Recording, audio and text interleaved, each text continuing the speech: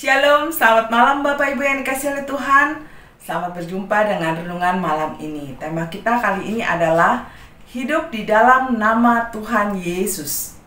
Ini terambil dari Kolose pasal 3 ayat yang ke-17 yang bunyinya adalah: dan segala sesuatu yang kamu lakukan dengan perkataan atau perbuatan, lakukanlah semuanya itu dalam nama Tuhan Yesus, sambil mengucap syukur oleh Dia kepada Allah Bapa kita.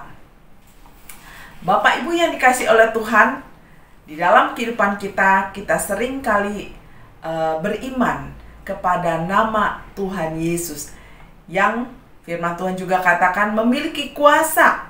Di dalam nama Tuhan Yesus itu punya kuasa. Itulah sebabnya ketika kita berdoa atau mengklaim sesuatu, atau bahkan ketika kita menghalau si jahat, kita pakai nama Tuhan Yesus yang punya kuasa.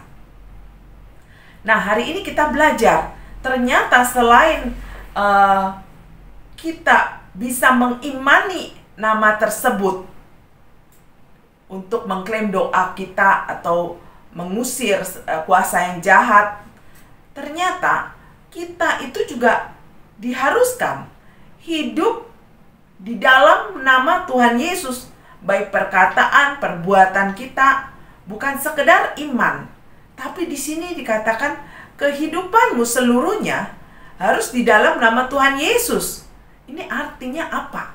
Jadi bukan sekedar doa saja yang harus di dalam nama Tuhan Yesus, tapi hidupmu dan hidupku harus di dalam nama Tuhan Yesus. Apa yang dimaksud Paulus? Saya ingin membantu dengan sebuah ayat di dalam 1 Yohanes pasal 2 ayat 6. Rasul Yohanes juga menyatakan hal yang senada dengan Rasul Paulus.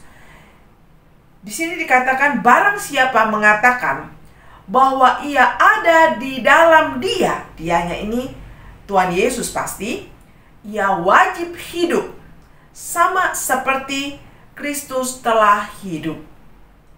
Nah, Bapak Ibu, melalui 2 ayat ini kita tahu, ternyata hidup di dalam Kristus itu berarti hidup sama seperti Kristus telah menjalani kehidupannya.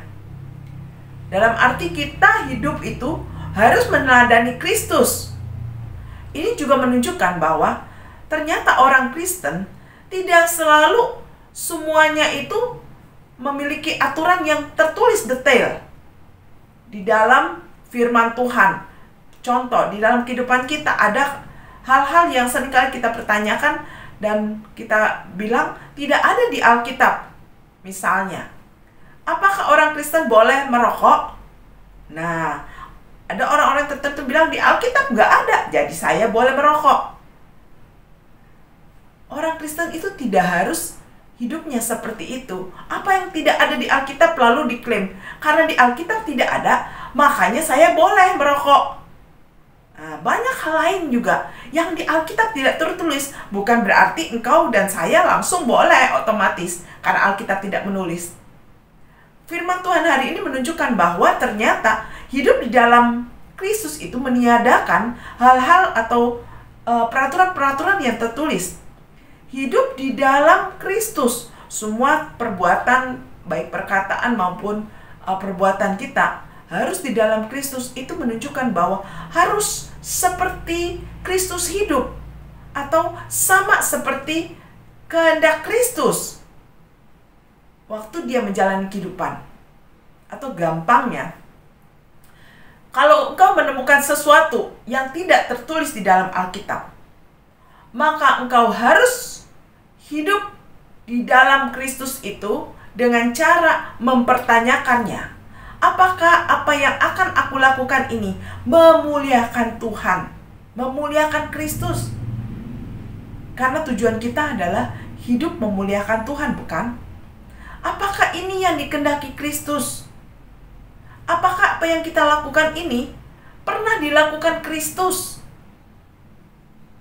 Karena kita hidup harus seperti Kristus hidup, bukan? Dengan kita bertanya seperti itu, bahkan kita juga memikirkan apakah apa yang kita lakukan ini bisa menjadi sandungan bagi orang lain. Maka kita akan hidup di dalam nama Tuhan Yesus. Kalau semua hal yang tidak ada dan tidak tertulis di dalam Alkitab, kita harus hidup di dalam nama Tuhan Yesus. Berarti kita hidup dengan mempertanyakan, apakah hal-hal yang kita lakukan ini sesuai dengan kehendak Tuhan. Barulah kita dapat hidup seperti yang Rasul Paulus katakan, hidup di dalam nama Tuhan Yesus. Biarlah melalui perenungan kali ini, kita semakin berhikmat di dalam mengikuti jalan Tuhan, menjalani kehidupan ini. Tidak selalu kita mengklaim tidak ada tertulis di Alkitab, tapi kita juga bertanya, apakah yang akan saya lakukan ini berkenan di hati Tuhan? Amin. Mari kita berdoa. Bapa dalam surga, kami bersyukur Tuhan, hidup kami bukan hanya dipenuhi dengan aturan-aturan yang tertulis saja. Namun sungguh Tuhan, kami bersyukur karena Roh Tuhan membantu kami memiliki hikmat agar hidup kami ini sesuai dengan kehendak Tuhan. Dan hidup kami boleh hidup di dalam nama Tuhan Yesus, di mana nama Tuhan dijunjung tinggi, dimuliakan. Biarlah kepada kami Tuhan beri hikmat untuk menjalani kehidupan yang layak dan pantas sebagai anak Tuhan. Terima kasih Tuhan, berkati kami semua. Di dalam nama Tuhan Yesus kami telah berdoa. Amin. Selamat malam, sampai jumpa, Tuhan memberkati.